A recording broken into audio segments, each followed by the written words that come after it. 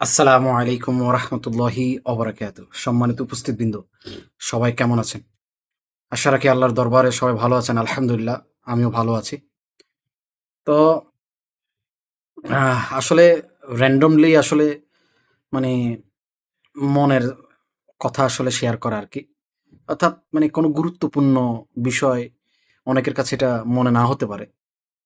কিন্তু আমার কাছে গুরুত্বপূর্ণ বিষয়। বড় আফসোস, বড় হতাশ, মানে বড় কষ্ট এই হৃদয়ে রয়েছে, সেটা হলো এখনকার না মানুষ আর মানুষ নাই।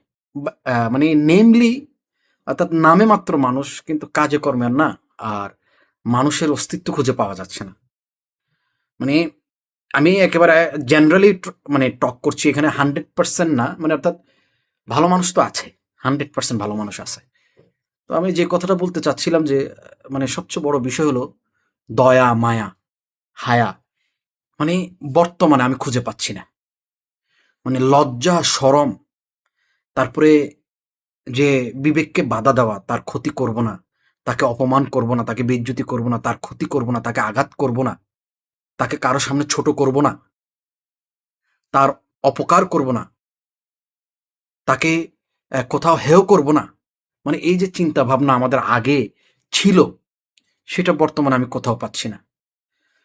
মানে বর্তমানে এমন হয়ে গেছে যে পিতার কাছে ছেলে অপমান হচ্ছে, ছেলের কাছে পিতা অপমান হচ্ছে, মালিকের কাছে শ্রমিক অপমান হচ্ছে, শ্রমিকের কাছে মালিক অপমান হচ্ছে। মানে আমার সবচেয়ে বড় কষ্ট লাগে যে মানে অর্থাৎ মানে আমরা শোনা এখন মানুষের কথা আমরা শুনতে পারি না। মানে আমিই বলবো, আমিই বলবো, আমিই বলবো, আমিই বলবো, এটাই অবস্থা। আমি কারো কথা শুনবো না। এখন মানুষ শুধু মানুষকে জ্ঞান দেয়, কিন্তু সে জ্ঞান সে নেয় না। সে নিজের দোষ, নিজের যে অভিজ্ঞতাটা, যে নিজের যে পরিস্থিতিটা, সেটা সে অন্যের উপরে চাপিয়ে দেয় এবং নিজেকে সেটা বাহবা দিতে থাকে যে আমি তাকে বলেছি, আমি তাকে একদম মানে যুক্তিতে তর্কে হারাই দিছি। হ্যাঁ, আমি তাকে যুক্তিতে তর্কে হারাই দিছি। এই চিন্তা ভাবনাটা করে। মানে পরিবেশ পরিস্থিতি এত ঘোলাটে হয়ে গিয়েছে, আপনি দেখেন পুরো পৃথিবীতে দেখেন, মানে মানুষ মানুষকে মারছে, মানুষ মানুষকে খুন করছে, মানুষ মানুষকে হত্যা করছে, মানে গণহত্যা চালাচ্ছে। যেমন ফিলিস্তিন, সুদান, পৃথিবীর বিভিন্ন জায়গায় এরকম হচ্ছে। এমনকি অ্যা কোনো প্রকার কথাবার্তা নাই, হুট করে গায়ে হাত তুলে ফেলল। ওদিন আমরা আমি উত্তরা থেকে আসার সময় এয়ারপোর্টের সামনে হুন্ডা নিয়ে আসার সময় আমি একটা লোককে রক্ষা করেছি। আমি যখন থেমে গিয়েছি, তখন আরো ১০-১৫টা হুন্ডার লোকেরা থেমে গিয়েছে এবং ওই যে ব্যক্তিটাকে মারা হচ্ছিল সে ব্যক্তিটাকে রক্ষা করছে। পরে আনসার বিডিআররা এসেছে, এসে যারা মারতেছিল তাদেরকে মানে ভাগায় দিছে।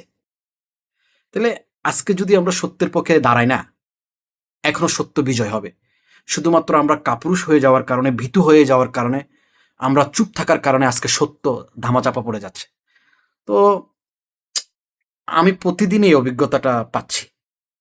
আমি প্রতিদিন অভিজ্ঞতাটা পাচ্ছি। মানুষ মানুষের প্রতি হায়নার মতো আচরণ করে। মানে চিতাবাঘের মতো আচরণ করে। যেটা কখনো আমি নিতে পারি না। আমি মানে আমার মনটা চায় একেবারে চুপ থাকতে। আমার মনটা চায় না এখন কোনো মানুষের সাথে তর্ক করতে, ভেজাল করতে। না, এটা হয় না আমার দ্বারা আর। আমি মানুষ, মানুষ কিভাবে মানুষ মানুষকে কিভাবে কষ্ট দেয়, মানুষ কিভাবে মানুষের গায়ে হাত তুলে, সেটা ভেবে আমার আর রাতে ঘুম হয় না। আমি প্রায় হয়রান। তো এই অভিজ্ঞতাটা আপনার জন্য মানে শেয়ার করার জন্য আপনার কাছে আসছি। হয়তোবা আপনি এমন না। কে জানে? আপনার সাথে এমন হতে পারে। নিজেকে নিজের প্রতি খেয়াল রাখবেন, পরিবেশ পরিস্থিতির প্রতি খেয়াল রাখবেন। আর আমাদের জন্য দোয়া করবেন। সবাই ভালো থাকবেন। আসসালামু আলাইকুম ওয়া রাহমাতুল্লাহ।